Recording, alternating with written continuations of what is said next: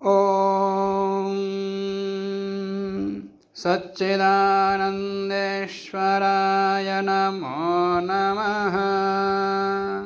कात्यायन श्राद्ध सूत्र का 7वां अध्याय पहली कंडिका। छठे अध्याय की समाप्ति तक निरूपण याग का निरूपण हो गया। अब आगे 7वें अध्याय से सोम याग का निरूपण किया जाता है। दर्श पूर्णमासाभ्याम इष्ट्वा अन्येन यजेत इति श्रुते। दर्श पूर्णमास से पहले इष्टि करके फिर अन्य इष्टि या अन्य यागों को करना चाहिए। दर्श पूर्णमासाभ्याम इष्ट्वा अन्येन इष्टि पशु सोमादिन यष्टव्यम। दर्श पूर्णमास मन अग्नि का आधान करो, फिर उसके बाद दर्श पूर्णमास इष्टि करो। आधान होते ही दर्श में बीच में और भी हैं, अनुसामानु से कहा कह रहे हैं। तो दर्श पूर्णमास को करने के बाद फिर अन्य इष्टि करो या अन्य या पशुया करो या सोमया करो। यदि सोमादिना यष्टव्यम न तो ततः पूर्वम, दर्श पूर्णमास से पहले नहीं करना। कुतः श्रुते है, ऐसे श्रुति कहती है। एषा वै देवरथो यदर्श पूर्णमासौ यो दर्श पूर्णमासाभ्याम इष्ट्वा सोमेन यजते रथ स्पष्टः एव अवसाने वरे देवानाम अवस्यति। तैत्तिरीय संहिता का वचन है। ये देवों का रथ है। कौन? दर्श पूर्णमास।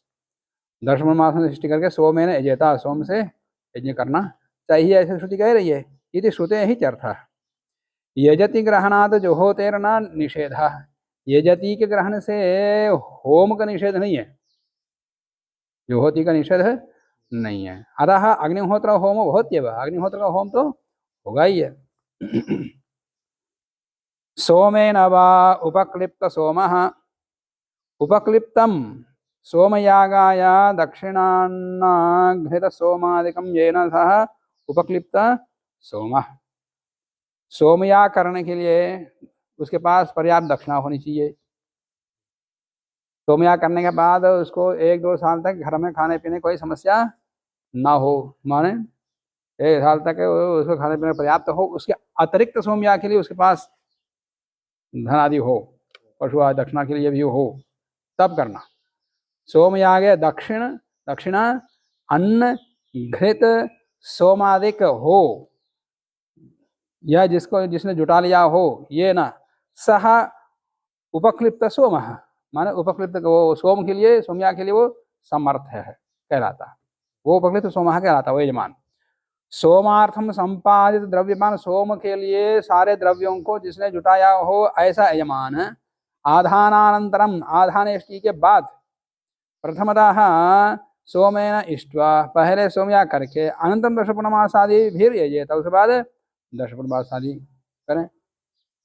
आधान इष्टि करो, फिर सीधा सोमयाग करो, फिर उसको दर्श पूर्णमास इष्टि करते रहो। पहले तो कहता था न पूर्वम। हाँ, सोमयाग दर्शन मास से पहले बता दिया था। कुछ अपूर्व होते हैं, कुछ सोमपूर्व होते हैं और कुछ पशुपूर्व होते हैं। दर्शन मास तो 2 पक्ष बताए यहाँ पर, पहले सोमयाग करके फिर दर्शन मास शुरू करेगा। कुतः आधानस्य सोम, माने अभी पूर्व पक्ष है। कुतः आधानस्य सोम प्राधान्यात्, सोमार्थम एवं आधानस्य विहितत्वात्, जो आधान किया है, अग्नि का आधान किया वो सोम के लिए, सोमयाग के लिए ही है।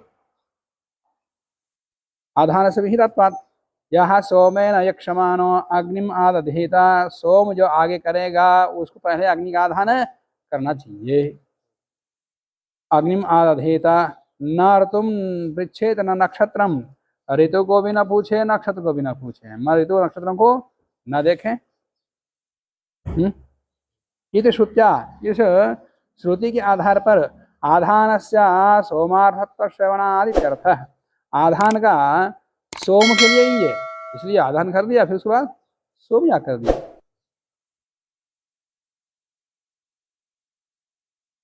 एवं प्राप्ते आह, इस बार प्राप्त होने पर कहते हैं न अविशेषात यद उक्तम आधान से सोमार्थत्वादिति, सोम जो आधान किया है, अग्नि का आधान किया वो सोमयाग के लिए, तन्ना, ये ठीक नहीं है। कुतः अविशेषात, अविशेष रूप से सबके लिए, वो इष्टि के लिए भी है और सोम के लिए भी है। अग्नि नाम अविशेषण सर्वकर्मार्थत्वाद, अग्नि का आधान जो किया सभी कर्मों के लिए, केवल सोमयाग के लिए ही नहीं है। आधानस्य च अग्नि अर्थत्वाद, आधान क्यों किया? 3 अग्नियों की उत्पत्ति हो जाए, 3 अग्नियों की स्थापना हो जाए, इसके लिए, न कि सोम के लिए। वो अग्नि स्थापना होने के बाद उसमें फिर सब प्रकार की इष्टि और याग करने की योग्यता मिल जाती है। सोमेन यक्षमानः, फिर सोमे यक्षमानः क्यों कहा? कहते हैं इत्यनेन तो आधानस्य सोम अव्यवहित पूर्वकालिकत्व रूपः कालो विधीयते। सोमेन यक्षमान, सोमयाग करने वाला यजमान, ऐसा जो कहा है, आधान का सोम से पहले होना चाहिए, सोमयाग से पहले आधानिष्टि होनी चाहिए, इतना ही वहाँ अभिप्राय है। और वो भी अव्यवहित पूर्व में, न एतावता सर्वार्थत्वम अपने, तो माने सोमयाग से पूर्व आधान करना चाहिए, अव्यवहित, बीच में कोई विधान नहीं होना चाहिए, माने बीच में दर्शन मास इष्टि करो और ना करो, पक्ष 2 पक्ष हैं। इष्टि पूर्व भी सोमयाग है, सोम पूर्व इष्टि पूर्व आदि होता है, परंतु सोमयाग से पहले आधान करना होगा। पर आधान केवल सोम के लिए ही है और अन्य इष्टियों के लिए नहीं, ऐसे निषेध नहीं है, वो एक पक्ष है। ना एतावता सर्वार्थत्व अपने तुम शक्य थे, इतने मात्र से सबके लिए जो आधान किया गया है उसका निषेध नहीं कर सकते। वसंते अग्निष्टोम, तो अग्निष्टोम कब करें? वसंत ऋतु में करें। अग्निष्टोम पदम संस्था चतुष्टय विशिष्ट ज्योतिष्टोम परम, अग्निष्टोम जो संज्ञा है वो संस्था चतुष्टय विशिष्ट ज्योतिष्टोम परक है। संस्था माने समाप्ति, संस्था माने समाप्ति, माने सोमयाग में अंतिम जो स्तोत्र होता है, अब वहीं पर याग समाप्त हो जाता है। तो जिस स्तोत्र पर याग की संस्था होती है, समापन होता है, उसी के नाम से, उस स्तोत्र के नाम से ही उसकी याग पड़ता है। तो अग्निष्टोम जो पद है वो संस्था चतुष्टय, 4 संस्था, कौन कौन सी? अग्निष्टोम, कुक्ष्य, षोडशी, अतिरात्र, ये 4 संस्थाएं जो क्रमशः है। इन 4 संस्थाओं में एकविंश स्तोम होते हैं, एकविंश स्तोम होते हैं, वो स्वयं बताएंगे। सहा ज्योतिष, और इन 4 को ज्योतिष्टोम भी कहते हैं। इसको, इन 4 संस्थाओं को, अग्निष्टोम, मुक्ति, षोडशी, अतिरात्र, इन 4 को ज्योतिष्टोम भी कहते हैं। ज्योतिष्टोम का अंग एक है, प्रथम वाला, पहला वाला अग्निष्टोम, इसलिए बताने अग्निष्टोम पदम संस्था चतुष्टय विशिष्ट ज्योतिष्टोम परम, माने ये वसंत ऋतु में अग्निष्टोम करना चाहिए कि वसंत ऋतु के लिए, अग्निष्टोम के लिए ही नहीं, इन 4 के लिए, ज्योतिष्टोम के लिए। सहा ज्योतिष्टोम वसंत कर्तव्या ही अर्थ, माने वसंत, ये ज्योतिष्टोम, ये 4 संस्थाएं वसंत ऋतु में करना चाहिए। अयम भाव, इसका भाव ये है, ज्योतिष्टोम से चतस्रः संस्था, ज्योतिष्टोम में 4 संस्थाएं हैं, माने अंतिम स्तोत्र 4 प्रकार का होता है। अग्निष्टोम उक्थ्या षोडशी अतिरात्रश्च। संस्था नाम क्रतु उपरमा, संस्था किसको बोलते हैं? क्रतु का उपरम, क्रतु का समापन, जिस स्तोत्र पर हुआ है उसी स्तोत्र के नाम से याग का नाम पड़ता है। अग्निष्टोम आदि शब्दाः मुख्यतया सामवाचका, अग्निष्टोम आदि शब्द, अग्निष्टोम, उक्थ्य, षोडशी, अतिरात्र, ये जो नाम है ये साम के वाचक हैं। तद यत्र अग्निष्टोम नाम पठित्वा, अग्निष्टोम नाम का स्तोत्र पढ़ करके तदुपरि न किंचन साम पठ्यते, उसके बाद फिर कोई सामगान नहीं पढ़ा। तो अन्य क्रियाएं तो होती हैं, बस जो भी समापन क्रियाएं होती हैं, पर सामगान नहीं होगा, उसके बाद और कोई सामगान नहीं होगा, वहीं समाप्त। तदुपरि न किंचन साम पठ्यते, किंतु तत्र एव परिसमाप्यते, सामगान की क्रिया वहां समाप्त हो जाती है, फिर अन्य क्रियाएं चलती हैं, वो सब उसके बाद सब समापन की ओर होता है। सा अग्निष्टोम संस्था, उस या को अग्निष्टोम संस्था बोलते हैं। एवं अग्निष्टोम समानंतरम, अग्निष्टोम के बाद उक्थ्यम साम पठित्वा, उक्थ्य साम को पढ़ करके तदुपरि सामांतरम यत्र न पठ्यते, उसके बाद और कोई सामगान नहीं गाया जाता है, ऐसे याग को सा उक्थ्य संस्था, उसको उक्थ्य संस्था बोलते हैं या उक्थ्य याग बोलते हैं। एवं षोडशादि संस्था बोध्या, ऐसे षोडशादि को समझे जिसमें षोडशी स्तोत्र अंत में हो वो षोडशी संस्था है। ऐसे ही अतिरात्र स्तोत्र जिसके अंत में हो उसके बाद और कोई सामना हो उसको अतिरात्र संस्था बोलते हैं। एतद् संख्या चतुष्ट विशिष्टः सोमयागः ज्योतिष्टोमः उच्यते। ये 4 प्रकार से विशिष्ट सोमयाग को ज्योतिष्टोम बोलते हैं। तो इसमें जो पूर्व आया था कि एवं षोडशादि संस्था बोध्या, तो बोध्या में स्त्रीलिंग कैसे कर दिया? हाँ संस्था चलेगी ना, तो संस्था को जानो ऐसे वाक्य हाँ? संस्था को जानो क्या तो कहते हैं? कहाँ पर? इसी वाक्य का अर्थ एवं कहाँ? अभी जो बोला इसके थोड़ा सा पीछे पढ़ो। एवं षोडशादि संस्था बोध्या, एतद् संज्ञावाची तो संस्था स्त्रीलिंग है अंत में, तो बोध्या है तो और क्या होगा? तो बोध्य तो मतलब व्याख्याकार पढ़ने वाले के लिए कह रहे हैं। बोध्या जाननी चाहिए, संस्था जाननी चाहिए, हिंदी में बोलते रोटी खानी चाहिए, कर्माच में है। तो षोडशादि संस्था बोध्या, षोडशादि संस्था को जाने।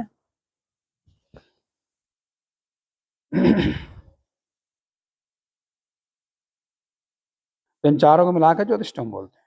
तो ज्योतिष्टोम बोलने से ये ज्योतिष्टोम अग्निष्टोम एक नहीं समझना, अग्निष्टोम उक्थ्य षोडशी अतिरात्र को मिलाकर के ज्योतिष्टोम बोलते हैं। क्यों? क्योंकि एकविंश तक जो स्तोम है उन स्तोमों को ज्योति कहते हैं। वो भी इसमें कहा है शायद,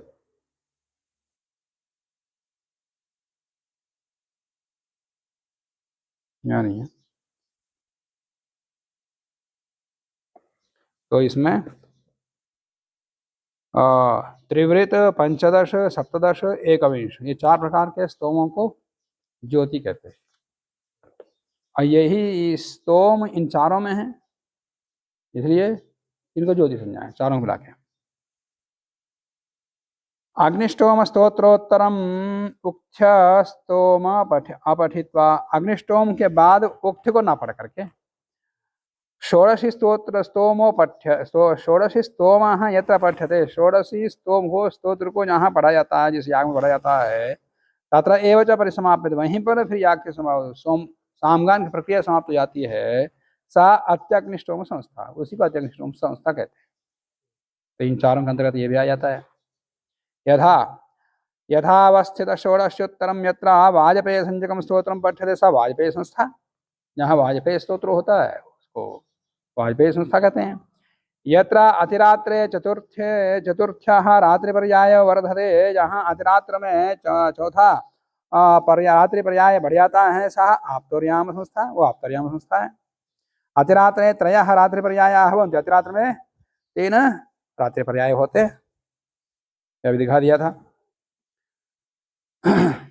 आगे ऐन्द्राग्नम पुनः उत्सृष्टम आलभ्य द्विहि पुरुषा सोमपीथिनः, असोम्या करने के लिए योग्यता, जिसने अग्नि का आधान किया हो, अनवर महेश आदि किया हो, दशमास किया हो, यह सीधा उपरात एक प्रक्रिया है। ये इसको प्रारंभ करने के लिए भी वही योग्य है जिसका पिता भी सोम्या किया हो, जिसका दादा भी सोम्या किया हो, तो वो कर सकता आधान करके।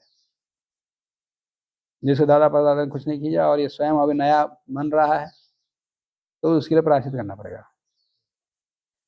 द्विपुरुष असोमपीथिना है, पहले के 2 पुरुषों ने सोमपान नहीं किया हो, मन सोम्या न किया हो, उसको एक प्रायश्चित तिष्टि करनी पड़ेगी पहले आधान करने के बाद।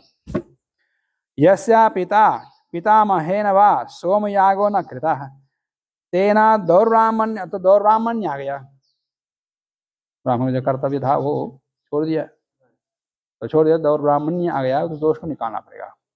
तो दौर्ब्राह्मण्य निरासार्थम ऐन्द्राग्नम पुनर्श्रेष्ठम पशुम आलभ्य ततः सोमयाग कर्तव्य।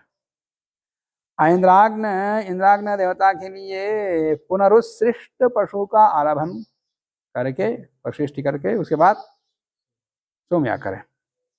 यह तो पुनरुत्सृष्ट पशु क्या होता है? यह पूर्व वाहक सन, पहले तो बाहर ढोता रहा है, अब बाहर ढोने में असमर्थ है। यह पूर्व वाहक सन दौर्बल्यात वाहनकारिता परित्यक्ता, वाहनकारी को निकाल दिया गया, मैं बूढ़ा हो गया। सह पुनरुशिष्ट, उस पशु कहते हैं पुनरुशिष्ट पशु। और वाहन कर्म वाहनम च पुंगवी एव संभवती, माने बैल में ही है, गाय में नहीं। गाय को गाड़ी को ढोने या हल को खींचने आदि में तो वो नहीं करते, गाय को बैल को ही करते। तो यहाँ पर वाहन सामर्थ्य से बैल को ही लेना, गाय को नहीं लेना। अथवा हिमवत प्रदेशेषु, हिमवान प्रदेशों में अजस्यापि वाहन कार्य नियोगात, पहाड़ों में तो बैल भी चढ़ सकता, बकरे तो कहीं भी ऊपर चढ़ जाते हैं, तो उनके ऊपर भी थोड़ा थोड़ा भार जितना वो ढो सकता है उतना लेकर के ऊपर लेके जाते लोग। तो वो भी पुनरुश्रेष्ठ पशु हो सकता है, जो ढो ढो करके बूढ़ा हो गया है, ढोने समर्थ नहीं है, तो उसका ग्रहण करने से लाभ ये है कि मंत्र छाग बोल रहा है तो छाग हो जाएगा।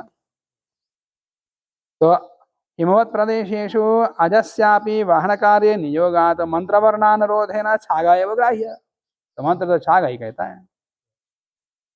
अस्या पशोः अनुष्ठानम, इस पशु का अनुष्ठान अग्निशोमीय पशुना सह एव, इस पशु का याग अग्निशोमीय पशु याग के साथ ही करना चाहिए, अलग से नहीं। ये प्रायश्चित के रूप में जो पशु याग है वो सवनीय पशु से पहले अग्निष्टोम पशु होता है, उसके साथ ही इसको करना चाहिए।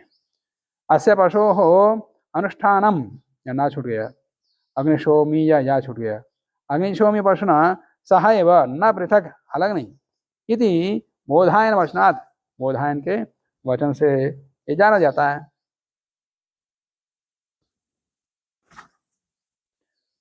षोडश ऋत्विजा, सोमयाग में 16 ऋत्विक होते हैं। कौन कौन?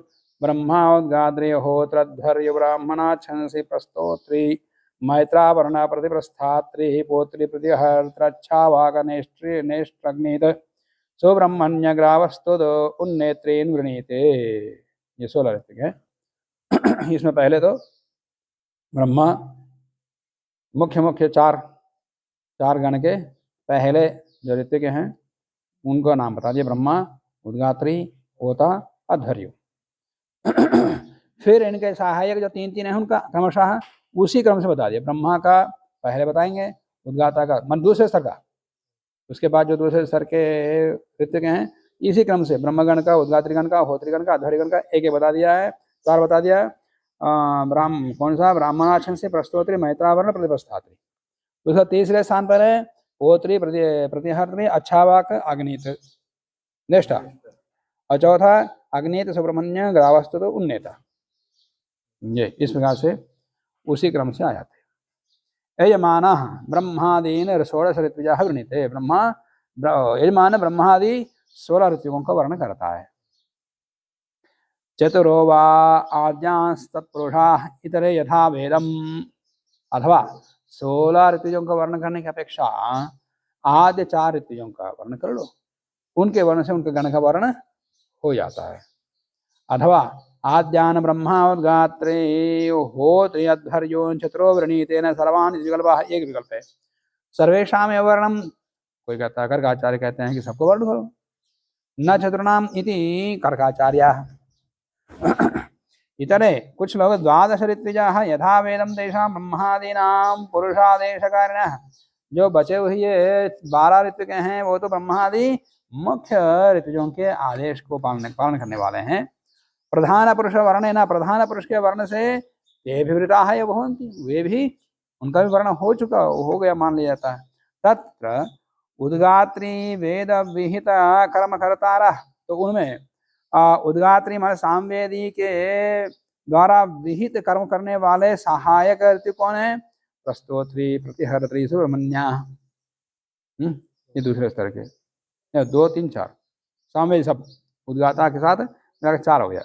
और मैत्रावरण अच्छावक ग्रावस्तुता होत्री पुरुषा, ये होता के सहयोगी 3। प्रतिप्रस्थाता नेष्टा उन्नेता अध्वर्यु, उन्नेता ये अध्वर्यु के पुरुष हैं, अध्वर्यु के सहयोगी हैं। तो ब्रह्मा के सहयोगी कौन है? अगले सूत्रकार बता रहे हो। ब्राह्मणाछंसी अग्नित पोतारो ब्रह्मण, तो ब्राह्मणाछंसी और अग्नित होता, ये ब्रह्मा के सहयोगी हैं पुरुषा।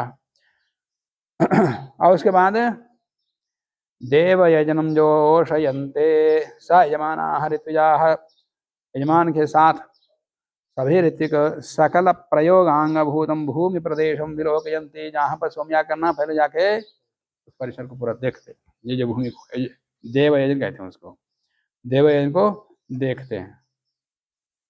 वो किस प्रकार से परीक्षण करना उसका उपयोगी है या नहीं है। कीदृशं तदित्याह उच्चतमं समम अविभ्रंशी, समीपवर्ती प्रदेशापेक्षा उच्चतम, माने यज्ञ देव यजन के लिए जिस भूमि का चयन किया उसकी अपेक्षा से आसपास के सबके सब नीचे होना चाहिए, ऊंचा नहीं होना चाहिए। या आसपास के प्रदेशों की अपेक्षा, घर आदि की अपेक्षा ये ऊंचा ही होना चाहिए। उच्चतमम निम्न उन्नत रहितम, ऊपर घावर नहीं होना चाहिए, ऊंचा नीचा नहीं होना चाहिए। दृढ़ भूमिकम, चलने फिरने में कोई धंसने वाला नहीं होना चाहिए। गाड़ी भी चलेगी, रथ भी चलेगा, बैलगाड़ी भी चलेगा, घोड़े भी चलेंगे, सब चलेंगे, तो कोई किसी को धंसने योग्य नहीं होना, दृढ़ भूमि होनी चाहिए। अभिता देव यजन मात्र देशम पुरस्ताद वर्जम, सर्वदिक्षु देव यजन कर्ण पर्यायो देशो यत्, माने सभी दिशाओं में देव यजन के लिए पर्याप्त देश है जिसका, वो देव यजन मात्र देश कहते हैं।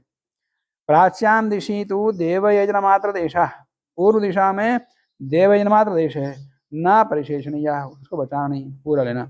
किंतु तत्र वेद्यादि निर्माणार्थम अधिकम देशम परिशेषयेत, माने सभी शालाओं को निर्माण करने योग्य विस्तृत भूमि होनी चाहिए। और जहाँ पर जैसा परिसर है वैसा बना रहे, भूमि अच्छी लंबी है, बड़ी है, पर्याप्त है, तो फिर शालाएं बड़ी बड़ी होती, नहीं तो केवल इतने में भी सारी शालाएं बना देते हैं। एक जगह एक हाल में बना दिया कब, और किसको पता ही नहीं लगेगा। जिसको सोमिया की शाला का देव यजन का पहले देख चुका हो, कौन कहाँ बैठ करके, अब इतने पास पास में है सब, ये सारी शाला इतने बनाना है, सब पास पास में रहेंगे, बांस गाड़ कर रस्सी बाहर नहीं है, पता ही नहीं लगता इसमें कौन कौन सा है, पास पास में बैठेंगे। अब बीच में व्यवधान भी नहीं होता एक एक शाला के बीच में, तो जो प्रक्रिया जानता है वो पहचान लेगा, नहीं तो नहीं। पर पर्याप्त भूमि लेनी चाहिए।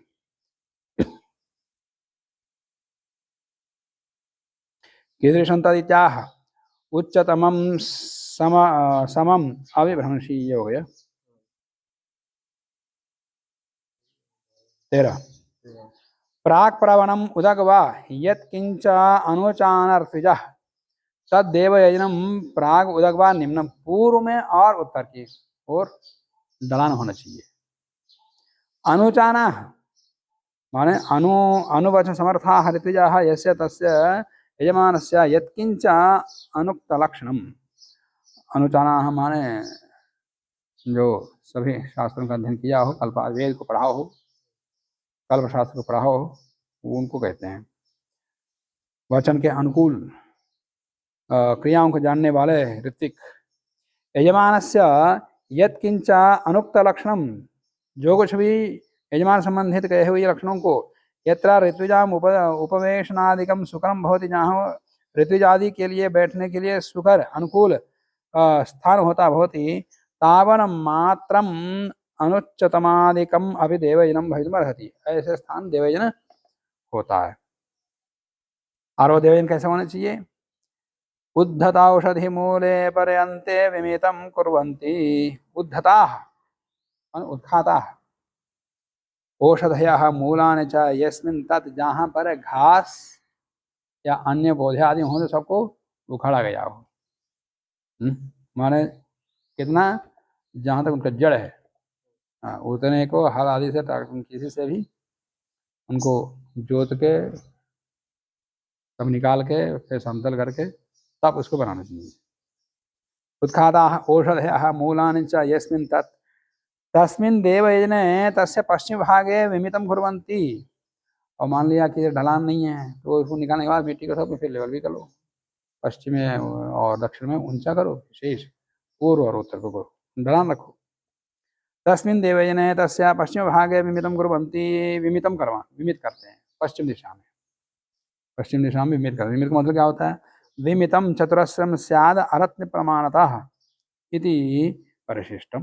परिशिष्ट में यह कहा है कि 4 कोना वाला एक, इसको प्रागवंशाला कहते हैं। पश्चिम दिशा में पहले प्रागवंशाला बनाते हैं, फिर उसमें क्रियाएं चलती हैं, फिर उसके बाद धीरे धीरे एक एक बनाते जाते आगे पूरी तरफ। प्रागवंशम कीदृशम विमितम यदि सूत्र चतुष्टयेन आह। वो विमित कैसे बना जो आगे के 4 सूत्रों से बताते हैं। प्रागवंशम प्रागग्रो वंशः पृष्ठवंशः मध्य बलो यस्य तत्। प्रागवंश मतलब है जिसके वंश बांस सबका अग्रभाग पूरी तरफ ही हो, सबका अग्रभाग पूरी तरफ ही हो, और जो दक्षिण उत्तर में रहते हैं वो उत्तरी तरफ हो। अधिकांश मुख्य रूप से पूर्व पश्चिम में ही रहते हैं। यस्य वंशस्य उपरि दक्षिणतः उत्तरतश्च वंशाः प्रोताः भवन्ति सः मध्यम वंशः पृष्ठवंशः। ओत प्रोत उन बांसों में जो मध्यस्थ बांस है उसको पृष्ठवंश कहते हैं। पुरस्ताद उच्चम तद विमितम पूर्वस्याम दिशि उच्चम कर्तव्यम। पूर्व दिशा में ऊंचा होना चाहिए, पश्चिम में ढलान होना चाहिए उस शाला का। प्रतिदिक द्वारम, चारों दिशा में द्वार होना चाहिए उस प्रागवंशशाला में। तत्र सर्वासु दिक्षु द्वाराणि कुर्यात्। उदक वर्जम व, या उत्तर को छोड़कर भी कर सकते। वावधारणे उदीचीं दिशम वर्जयित्वा, उत्तर की तरफ छोड़ करके अन्यासु दिक्षु एवं द्वाराणि कुर्यात्। उधर से आना जाना नहीं रहता उत्तर की ओर से, इसलिए उत्तर से छोड़ करके बनाना चाहिए प्रागवंशशाला में। हाँ यही तो बोल रहा हूँ, उत्तर की तरफ दिया है, आने जाने उधर नहीं रहता। पहले बता दिया प्रतिदिक द्वार, हर एक दिशा में द्वार बनाना चाहिए। और ये विकल्प नहीं है उदक वर्जम एवं, उदक वर्जम एवं एवं में वाह, यहाँ पर उदक को छोड़ करके ये बनाना, उत्तर की तरफ द्वार की आवश्यकता नहीं है। शालाम वा, तो ये चतुरस्र बना दिया है प्रागवंशशाला को। तो चतुरस्र बना दिया इसलिए विमितम चतुरस्रम कहा है। अब शाला को बना सकते हैं। शाला मतलब एक तरफ लंबा होता है, दूसरे से कम चौड़ा होता है, दीर्घ चतुरस्र जिसको बोलते हैं। तो दीर्घ चतुरस्र को शाला बोल रहे हैं यहाँ पर। अथवा शालाम कुर्यात् इति विमितेन सह विकल्प। विमित चतुरस्र की अपेक्षा से शाला बनाओ। तो शाला का परिमाण क्या होता है? 20 रत्नी शाला स्यात् तदर्धेन तो विस्तृता। लंबाई में तो 20 रत्नी हो और चौड़ाई में 10 रत्नी हो, 20 का आधा तदर्धेन का 10 रत्नी, 10 रत्नी विस्तृता हो, चौड़ाई हो। इस प्रकार शाला बना सकते। परिवृते च उत्तरापरे शालायाः विमिताद् वा विहस्तान्तराले प्रागवंशं प्रागद्वारं पञ्चहस्तं समचतुरस्रं शालायाः उत्तरतः एकं पश्चाच्च एकम् इति परिवृतद्वयं परितः कटादिना वृतं कर्तव्यम्। शालायाः विमिताद् वा माने विमित जो शाला है, शाला हो या विमित हो, शालायाः विमिताद् वा, चाहे चतुरस्र बनाओ या दीर्घ चतुरस्र बनाओ। द्विहस्तांतराले, इन दोनों प्रकार के प्रागवंशशालाओं से 2 हाथ के अंतराल में। प्रागवंशम प्रागद्वारम पंचहस्तम समचतुरस्रम शालायाः उत्तरम एक, उसके उत्तर दिशा में एक कपड़े से ढका हुआ एक शाला बना रहे। पश्चात एकम, पश्चिम में भी एक शाला बनाए जो कपड़े से ढका हुआ हो। पश्चात एकम इति परिवृतः द्वयम परितः, इन दोनों को परितः कटादिना वृतम कर्तव्य, कट आदि से इसको ढक करके एक शाला बनाए। दीक्षा प्रभृति, अब दीक्षा काल शुरू होगा। दीक्षा प्रभृति शुक्ल पक्षे पंचमीं सप्तमीं व प्रसुतः। शुक्ल पक्षे यस्मिन् दिने दीक्षा प्रारभ्यते, शुक्ल पक्ष में प्रारंभ करना है।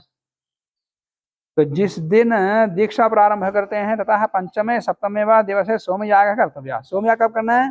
दीक्षा के दिन से 5वें दिन या 7वें दिन करना है सोमयाग को। माने सवनीय दिन 5वें दिन होगा या 7वें दिन होगा। अर्थात एका दीक्षा, दीक्षाएं एक होती है, तीसरों बाद दीक्षा है। एक दीक्षा होगी या 3 दीक्षाएं होंगी, मतलब 3 दिन। एका दीक्षा मतलब एक दिन पूरा दीक्षा, या तीसरा दीक्षा मतलब 3 दिन तक दीक्षा ही चलती है। दीक्षा तात्पर्य दीक्षानिष्ठी चलती रहती है। यह दीक्षानिष्ठी नहीं है, दीक्षानिष्ठी के साथ और भी क्रियाएं चलती रहती हैं। यदि दीक्षायाम पक्षद्वयम विहितम, दीक्षा का एक दिन या 3 दिन, ऐसे दो पक्ष हैं। तीसरा एव साहस्योपसदः, उपसद भी 3 दिन चलता है। उपसद माने उपसदिष्टिया, उपसद प्रवर्ग्य, उपसद प्रवर्ग्य, ऐसा 3 दिन तक चलते हैं। और भी इष्टियाँ चलती हैं साथ में। तो एक दिन का दीक्षा ले लिया, 3 दिन तो उपसद तो रहना ही है, तो कितने दिन हो गए? 4 हो गया। और फिर आगे अगले दिन 5वें दिन में सुत्या होगी, तो 5 दिन का हो गया। एक आ है, ये एक आ है, समझ आ गए? 5 दिन चलेगा। और वो एक आ इसलिए बोलते हैं कि सुत्या दिन को लेकर के एक आ है, वो एक दिन चल रहा है वो। और चाहे दीक्षा को 3 दिन ले लो, 3 दिन दीक्षा है और 3 दिन प्रवर्ग उपसद तो चलेगा ही, तो 6 दिन हो गए। फिर 7 दिन सुत्या होगी, तो एक आ है सुत्या, 7 दिन भी चल सकता है, 5 दिन भी चल सकता है।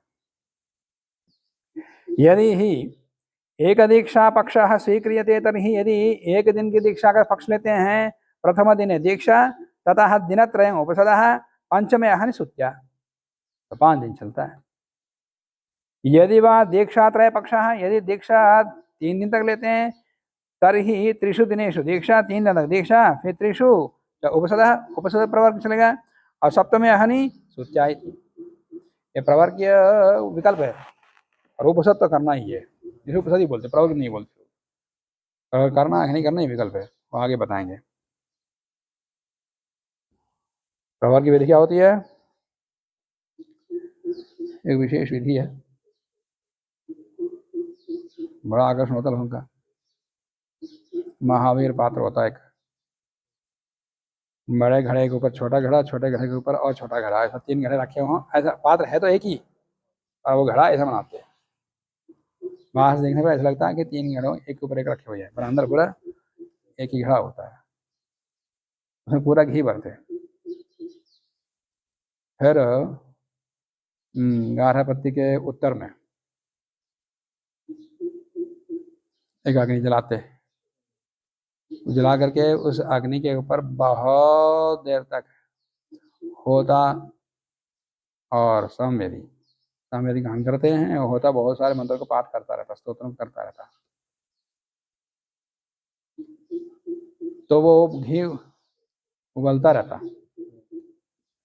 उस समय गाय और बकरी का दूध है, गाय का दूध के लिए आते, एक विशेष पात्र होता है लंबा, उसे ला करके उस पात्र में कच्चा दूध उसके अंदर डालते, उबलते घी में, उबलते घी में कच्चा दूध डाल क्या होता है, भयंकर आग उठती है, लगभग 15, 20, 30 फीट ऊंचा। तो उसको ऊपर छप्पर भी इतना ऊंचा बनाना चाहिए। ये जो छोटा बनाते हैं वो लोग क्या करते हैं, टिन आदि से लग देते हैं, लोहे के टिन आदि से। वो विधि प्रभाव की विधि होती है। विधि आएगी आगे, उसी को महावीर जाते हैं।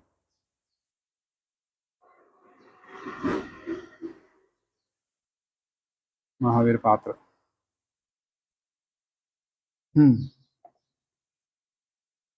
दीक्षितो न ददाति न जुहोति न पचति, जो दीक्षित यजमान है न दान करेगा, न होम करेगा, न भोजन पकाएगा। ये 4 कार्य जो कि तीनों नित्य है, उसके कार्य कर्म, दान देना और नित्य अग्निहोत्र करना और भोजन बनाना आदि जो भी है, ये सारे नित्य कर्म ही है। अब दीक्षित होने के बाद फिर नहीं करेगा वो, ना वो करेगा ना यजमान नहीं करेगा, कुछ नहीं करेगा। इसके बदले में ऋतिक करेंगे सब कुछ काम, अग्निहोत्र वही लोग करेंगे, क्या करेगा बैठे बैठे। इत्यादिना दीक्षितस्य नित्यानाम निषेधः उक्तः, दीक्षित यजमान का नित्य कर्मों का भी निषेध कहा हुआ है। यावत दीक्षा विमुखः, जब तक दीक्षा को नहीं छोड़ता तब तक। तत्र दैवान मानुषाद वा अपराधात पंचम सप्तम दिनात्मकस्य सुत्याकारस्य अतिक्रमः तदा तानि श्रेष्ठाष्टमादिदिनेषु अनुष्ठेयानि उत न। ये नित्य कर्म मान लिया 5 दिन तक कर रहा है, और 1 दीक्षा ले लिया या 3 दीक्षा लिया तो 7 दिन तक करेगा। अब 5 दिन तक ले लिया, अब किसी कारणवश तो ये आगे बढ़ गए 6ठे दिन में या 7वें दिन में, अब 5 दिन तक दीक्षित यजमान आदि ये निषिद्ध कर्म को नहीं करेगा, दान आदि। और आगे किसा गया याग 6ठे 7 दिन में चल रहा है, किसी कारणवश किसी मृत्यु हो गई या और कुछ कारण हुआ, तो फिर ये होम आदि करना है कि नहीं करना, नित्य कर्म करना है कि नहीं करना उसको। वो तो 5 दिन तक ही निषेध था, या 7 दिन तक करना, 7 दिन तक निषेध था, फिर आगे चल रहा है तो उस समय करना है कि नहीं करना, ये संदेह उत्पन्न होता है। तो अनुष्ठेयानि उत न इति संशय पूर्व पक्ष कहता है कालातिक्रमे नियत क्रिया प्राप्त कालत्वात्, काल का अतिक्रमण होने पर नियत क्रिया करनी चाहिए। क्यों? तो काल प्राप्त हो गया, वो अभी तक निषेध था, अब निषेध नहीं है, तो अग्निहोत्र काल आते अग्निहोत्र करना पड़ेगा, दान का समय है तो दान करना पड़ेगा। श्रुत्यायाः पंचम दिनादि कालातिक्रमे 5 या 7 दिन का काल का अतिक्रमण होने पर नित्यानाम अनुष्ठान भवत्येव, नित्य कर्म का अनुष्ठान तो करना ही पड़ेगा उसको। खुदा है प्राप्त काल तक हमको करने का काल प्राप्त हो गया है, निषेध काल भी समाप्त हो गया है। पंचमीं प्रसूतः इत्यादिना पंचाहम सप्ताहम व यजमानस्य दीक्षितत्वात्, दीक्षा काल तो 5 या 7 दिन ही है, पर किसी कारणवश आगे निकल गया तो दीक्षा काल समाप्त हो गया है। तावत् कालम एव नित्यानां प्रतिषेधात् तत्कालातिक्रम नित्यानां प्राप्ताः कालाः यदि अनिषिद्धे, उसका निषेध आगे ना होने पर श्रेष्ठादि दिने असमाप्ते यज्ञ समाप्त नहीं हो रहा हो, नहीं हुआ हो, परंतु निषेध काल समाप्त हो गया है, इसलिए उसको स्वयं को अग्निहोत्र आदि करना पड़ेगा। संध्या तर्पण होम आदिकम भवत्येव इति भावः, उसका अभिप्राय ये पूर्व पक्ष कह रहा है। एवं प्राप्त सिद्धांत यदि इस प्रकार प्राप्त होने पर सिद्धांत कहता है न समत्वात्, न एवं ऐसा नहीं होता है, समत्वात्। इसका अभिप्राय क्या है? दीक्षितत्व रूप निषेध कारणस्य तदानीम सत्वात्, मान लिया 5 दिन में नहीं हुआ, 6ठे दिन आगे चला गया, 7 दिन समाप्त नहीं हुआ, आगे चला गया, समय आगे याग चल रहा है, तो दीक्षा क्यों लिया? याग के लिए लिया, याग समाप्त हुआ तो दीक्षा तो रहेगी, दीक्षा काल क्यों समाप्त होता है? दीक्षितत्व रूप निषेध कारण से दीक्षित तब भी है, और जब तक दीक्षित रहता तब तक निषिद्ध है, तो कितने दिन रहे दीक्षित? तदानीम सत्वा दीक्षात्व तब भी है, दीक्षितत्व ही नित्यानाम प्रतिषेध कारण, दीक्षितत्व 7वें दिन भी 8वें दिन में भी है, तो उस दिन भी है, तो फिर निषेध तब भी प्राप्त है। अतिक्रांति पे सूत्याकाल है, सूत्याकाल का अतिक्रमण होने पर दीक्षिता है एवं सा भवति, वो दीक्षित ही होता है, अदीक्षित होता है तो निषिद्ध कर्म नहीं करेगा। अतः यावत दीक्षितत्व न आपे, जब तक उसका दीक्षितत्व समाप्त नहीं होता है तावत कालम नित्यानाम प्रतिषेध, तब तक नित्यम का प्रतिषेध रहेगा, यह सिद्धांत ने कहा। मीमांसा ने विचार किया विशेष रूप से दीक्षाया पक्षांतरमा, दीक्षा का पक्षांतर कहते हैं। 12 दीक्षा अपरमिता व 12 दिन तक भी दीक्षित होता है, या उससे अधिक भी रह सकता है दीक्षित, अलग यागों में। स्पष्ट अर्थात सूत्र का अर्थ स्पष्ट है। अतश्च एका दीक्षा, तीसरा दीक्षा, 12 दीक्षा अपरमिता व दीक्षा यदि 4 दीक्षा पक्षा अग्निष्टोम में भवन्ति, अग्निष्टोम में ही 4 प्रकार के पक्ष हैं, है तो अग्निष्टोम ही, दीक्षा कितना दिन कर रहा है उसके आधार पर दिनों की संख्या निकलनी तो होगा। तो कहीं सोमयाग चल रहा है तो मैं तो समय कौन सा याग चल रहा है, अग्निशोम उक्ष षोडशी और संज्ञा पता लगे तो वो कितना दिन चलेगा पता है, तो कितना दिन चलेगा तो हमको कितना दिन जाना वहाँ पर, और दीक्षित है, दीक्षित 3 दिन तक कर रहा है तो फिर 3 दिन क्या करते हैं, वही यहाँ चलती रहती। अंतिम दीक्षा देख लो, या परिवार के उपसद भी बहुत दिन से चलते हैं, तो अंतिम परिवार के उपसद 1 दिन देख लिया, उससे पहले जाना, या समय हो तो पूरा रोज ही देख लो, प्रतिदिन देख लो, पूरा भी देखा हूँ आधा भी देखा हूँ। तो एक ही को उतने दिन अनुभूति करते रहते हैं, अलग अलग होता है, जैसे मतलब दीक्षा 3 दिन की, दीक्षा दिन तो कुछ क्रियाएं अलग अलग होती रहती हैं, जैसे परिवार की उपसद चलता है, उपसद के साथ में फिर आगे आगे की गढ़ों का निर्माण करना है, यागशालाओं का निर्माण करना है, यूप लाना है, यूप गाड़ना है, इत्यादि क्रियाएं चलती रहती हैं। बताएंगे वो, आगे आएगा। अंतिम सूत्यादि से पहले तक सारी शालाओं का निर्माण हो जाना चाहिए ना, यूप आदि का भी सब सज्जा होनी चाहिए। तो उसका कहाँ है? ये इन्हीं दिनों में होगा, दीक्षा और प्रौढ़ के पुस्तकों के दिनों में ही सब तैयारी कर रखते हैं। ये चलता रहता, फिर उनके संबंधी क्रियाओं को आगे बढ़ाते रहते हैं। और सोम का क्रय भी होता है, सोम का लाते भी है, लाने के बाद सोम राजा आते ही आतिथ्येष्टि होती है, उनका स्वागत होता है। फिर उनको विधान मंडप में ले जाया जाता है, फिर वहाँ भी अलग क्रियाएं हैं। तो सोम को लाना रखना साबित करना, पहले बता दिया था कि उसको सोम क्रय करते समय फिर घोड़े को भी लाना, बैल को भी लाना, उनके चौथे पर फिर सुवर्ण आदि रखना, बड़ी लंबी क्रियाएं हैं। मुख्य क्रिया बता दिया, वो उसके साथ में अवान्तर क्रिया बहुत सारी चलती रहती हैं, तो उनको देख सकते हैं। तो दीक्षायाः पक्षांतरमः तो इतनी दीक्षाएं हैं। पुण्या है दीक्षा, क्रयः, प्रसवः, उत्थानम। तो दीक्षा है, क्रय सोम का क्रय है, प्रसवः माने सोम को कूटना है, उत्थान माने याग को समाप्त करना। इतनी क्रियाएं तो पुण्य दिनों में होना चाहिए, शुभ मुहूर्त में होनी, शुभ दिनों में होनी चाहिए, शुभ तिथि वाले दिन में होना चाहिए। दीक्षा सोम क्रिया, प्रसव मन सुत्या, उत्थान मन समाप्ति, याग की समाप्ति, एतानि ज्योतिष शास्त्रोक्ते शुभे दिने कार्याणि। शुभ दिनों में करना चाहिए, अशुभ दिनों में नहीं करना इनको। प्रक्रमोत्थाने विरोधे, प्रक्रम माने आरंभ, उत्थान माने समाप्ति।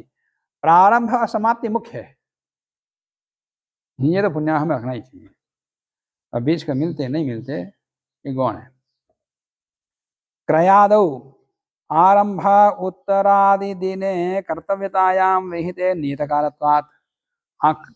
एक आरंभ करना और समाप्ति करना, ये तो नियत काल वाले हैं। आज इतने शुक्ल पक्ष प्रतिपदा में शुरू करना है, फिर 5वें दिन समाप्त करना या 7वें दिन समाप्त करना। तो पहले वाला दिन अंतिम दिन नियत है, आगे पीछे करना तो बीच का कर सकते। कर्तव्यतायां विहिते नियतकालत्वात्। श्रुति विरोध है सती, श्रुति का विरोध होने पर आरंभ हो सर्जने एवं पुण्य पुण्य अहनि कर्तव्य। अब बीच वाले दिनों को माने क्रय है, प्रसव है, ये यदि पुण्य दिन में नहीं हो पा रहा है तो उनको उपेक्षित कर सकते। न सोम क्रय ना सुत्या, यदि ही क्रय सुत्यो पुण्याहम प्रतीक्षेत, यदि क्रय को सुत्या के लिए भी पुण्य दिन की प्रतीक्षा करते हैं, तर्हि सोमयागस्य नियत दिन साध्यतया, सोमयाग को इतने दिन में करना वो नष्ट हो जाएगा। फिर सोम करे करना है और जिस दिन करना उस दिन शुभ दिन नहीं है, अगले दिन करते हैं तो फिर वो अंतिम 5वें दिन 6ठे दिन पहुंचेगा, फिर या 7वें दिन 8वें पहुंचेगा, फिर ऐसे कह सकते जाएगा कि अब इसमें लगातार 2 दिन 3 दिन अशुभ दिन आ गए तो अशुभ नक्षत्र आ गया तो फिर वही आवृत्ति करते रहो। तो इसलिए नहीं, पहला दिन अंतिम दिन नियत है, इनको मुख्य रूप से देखना चाहिए, बीच में शुभ अशुभ नहीं देखना।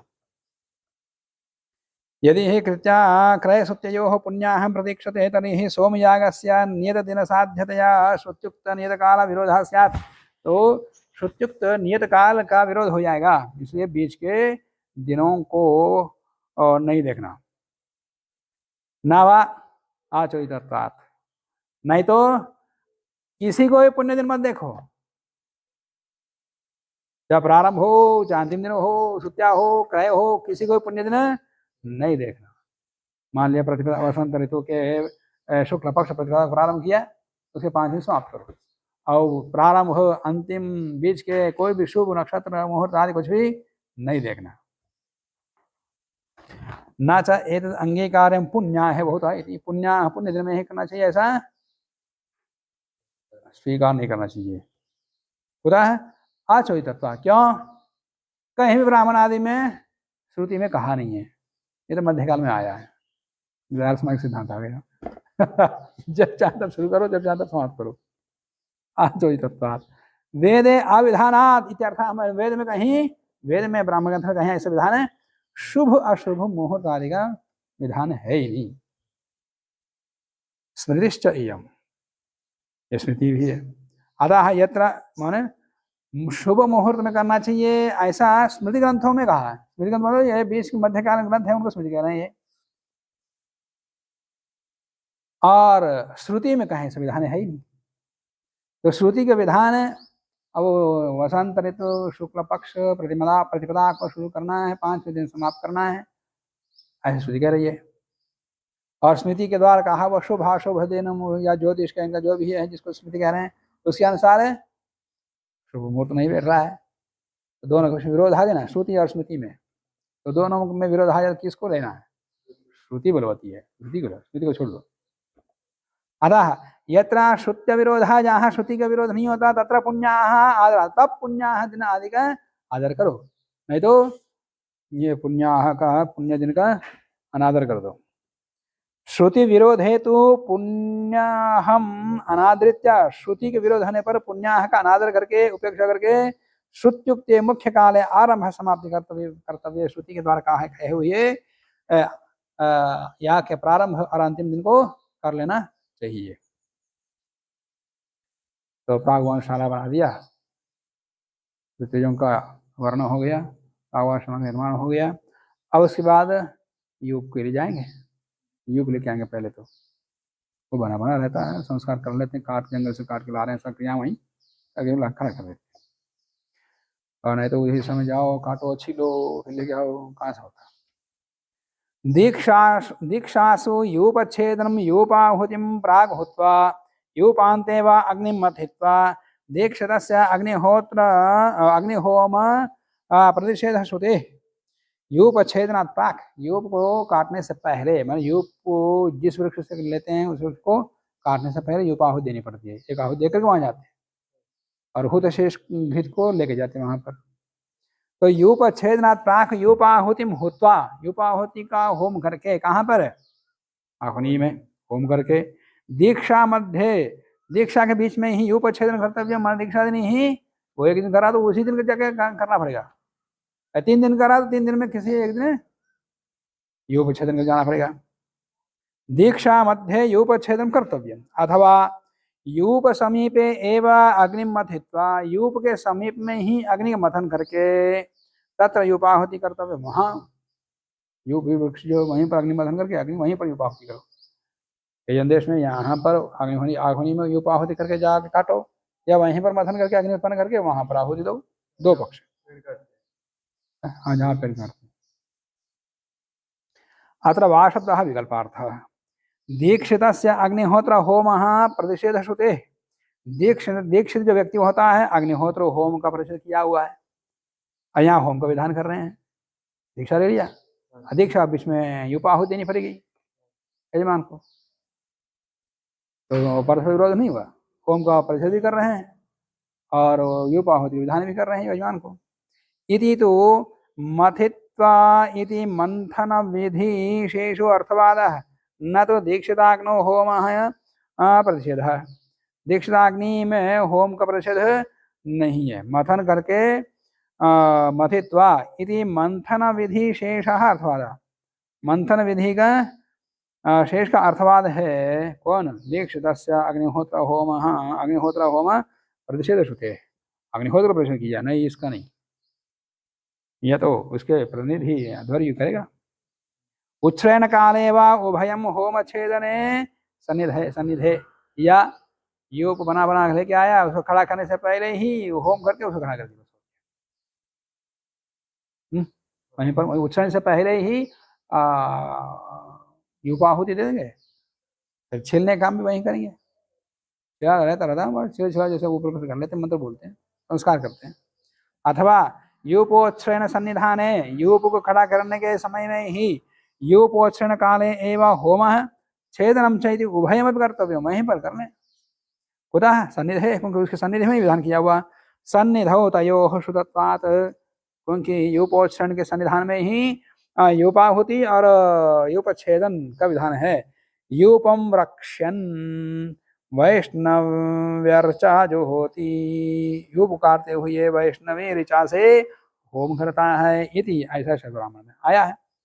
अत्र वा शब्दः अर्थांतरेण सह विकल्पद्योतकत्वम् अंगीकृत्य तादृशांतर दीक्षासु एव अयुपच्छेदनम। यह वा शब्द अर्थांतर के साथ विकल्प द्योतक होने से उसको स्वीकार करते हुए तादृशांतर दीक्षासु एव युपच्छेदनम, उस प्रकार की दीक्षाओं में ही यूप का छेदन है।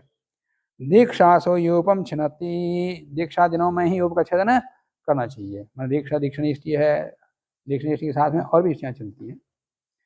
इति श्रुत्या उत्श्रयण काल सन्निधे बाधाद इति अंगीकृतम कर्काचार्य। तो उत्श्रयण काल के सन्निधि में ही बाधा होने से अंगीकार किया कर्काचार्य ने। वैसे ही डिक्शनरी में वहाँ यहाँ देखकर वहाँ जा काटो फिर लाओ फिर खड़ा करो फिर खड़ा करो, जैसे परशुराम बता दिया था। शाला प्रवेश, अब यूप का छेदन करके लाके रखने के बाद फिर प्रागवनशाला में प्रवेश कर लो। शाला प्रवेश में प्रागवनशाला में कोई अभी एक ही है। समारोह्याग्निशाला स्तंभं पूर्वार्ध्यं गृहीत्वा अरणिपाणिना आह इदमगन्म इति। गृहे घर के अंदर अग्नि, दोनों अग्नियों को अरण्यों समारोप्य, अरण्य में समारोपित करके, और समारोपण करते समय कुछ मंत्र हैं कुछ प्रक्रिया है, फिर मंथन के समय भी कुछ प्रक्रिया है। यहाँ तो समारोपण और फिर मंथन इतना ही बता रहे हैं, उसकी प्रक्रिया फिर आगे आएगी। समारोप्य देव यजन में आगत्य, फिर देव यजन में आकर के शाला के अंदर प्रवेश करेगा पूर्व द्वार से। पूर्वेण द्वारेण शालां प्रविश्य, शाला में प्रवेश करके पूर्वार्धे भवम शाला स्तंभम, पूर्वार्ध में विद्यमान शाला स्तंभ को, जो मुख्य स्तंभ है प्रारंभ में, उसको गृहीत पकड़ करके अरणि पाणी, जिसके हाथ में अरणी हो, उत्तरारणी अधरारणी, ऐसा यजमान, वो यजमान अंदर प्रवेश करके एतम इति पठेत, इस मंत्र को पढ़ें। एदम मगन्मदेवजनम पृथिव्या यत्र देवासो अजुषन्त विश्वे ऋक्सामाभ्याम संतरन्तो यजुर्भीराय स्पोर्षेण समिषाम देमो, इस मंत्र को पढ़ेगा। हाथ में मंथनी को लेकर के अंदर प्रवेश करते ही मुख्य स्तंभ को स्पर्श करके बोलेगा। देवयजनस्य दूरत्वे, देवयजन यदि घर से बहुत दूर है तब तो सभ्य आवसथ्योश्च समारोप, उस अरण्य में सभ्याग्नि का, आवसथ्याग्नि गृहाग्नि का भी समारोपण करके ले जाना।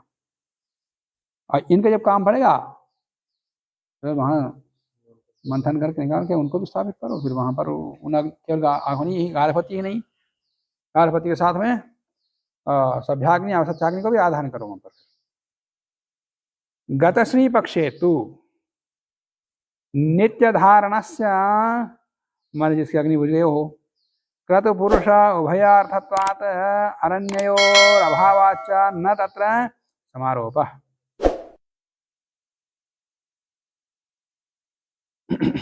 जिसका नित्य धारण में सामर्थ्य नहीं है, गतश्री पक्ष में पहले आया था। गतश्री मतलब जिसका शरीर नष्ट हो गया, जो अग्नि को नित्य धारण करने में समर्थ नहीं है वो।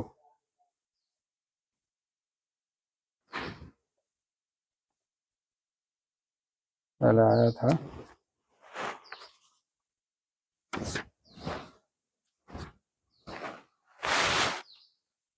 सर्वे गतश्रियः प्राप्त समृद्धेर यजमानस्य सर्वे अग्नयः नित्याः स्युः, मान जिसके पास श्री पर्याप्त है वो है सभी अग्नि को नित्य रख सकता है।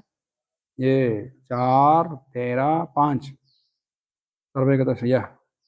त्रयो हा वागतश्रिया ब्राह्मणः शुश्रुवान् क्षत्रियो वैजयी आदि आदि बता दिया था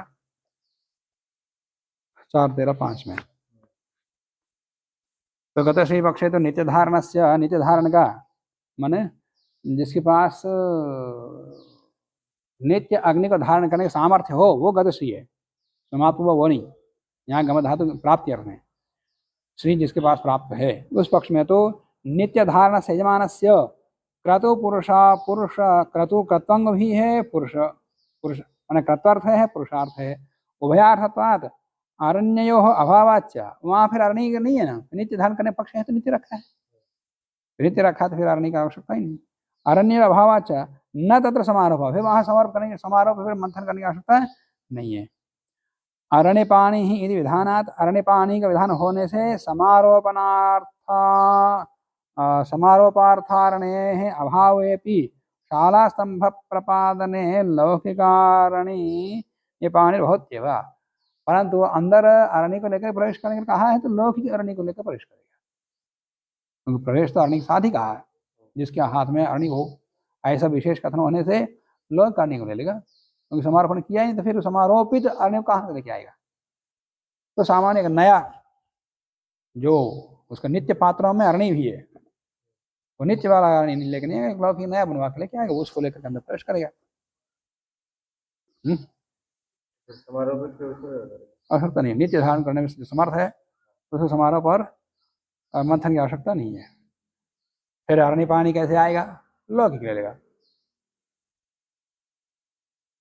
तो इस वजह से ये पहली कंडिका समाप्त हो गई है। आज के पाठ को यहीं समाप्त करते हैं, शेष प्रसंग को कल देखेंगे। ओम